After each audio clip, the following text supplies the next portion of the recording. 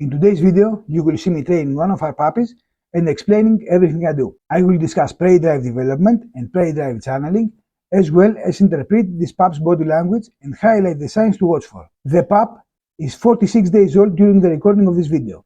I begin by dragging a tag on the floor and making sounds to get his interest into the moving object. He immediately starts chasing the tag. I let him lose it a couple of times before allowing him to catch it.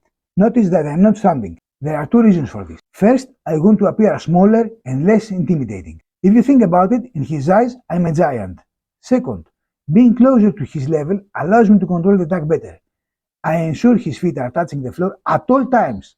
I don't want to lift him at all. You will see me lightly shaking the tag, which mimics prey animal trying to escape. He then shakes it as hard as he possibly can, and I let him win. Many people are confused about prey drive and worry that a dog with high prey drive will chase and kill smaller animals. It's true that such dogs will chase smaller animals, but this is only half the truth.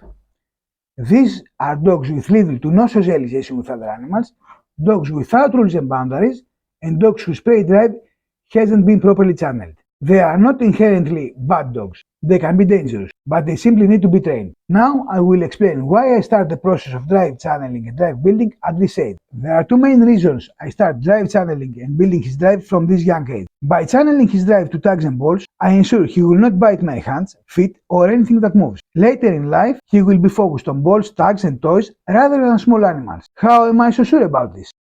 We have more than 10 high drive dogs living with chickens, cats, and geese, and we've never had an accident. At the beach we visit every summer, there are free-range goats, and none of our dogs ever chase them. Yet, these same dogs will go through fire if needed to get their ball. Nothing will stop them from getting the ball. The ball is something I have control over and can use for motivation and reward whenever I want. Food is an excellent choice for motivating and rewarding your dog when starting out.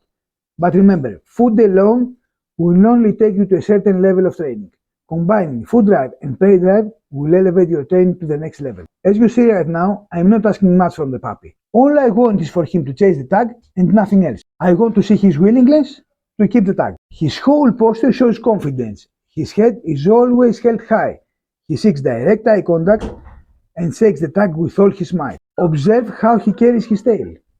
The tail is straight up, sometimes even slightly curled, with little to no wagging.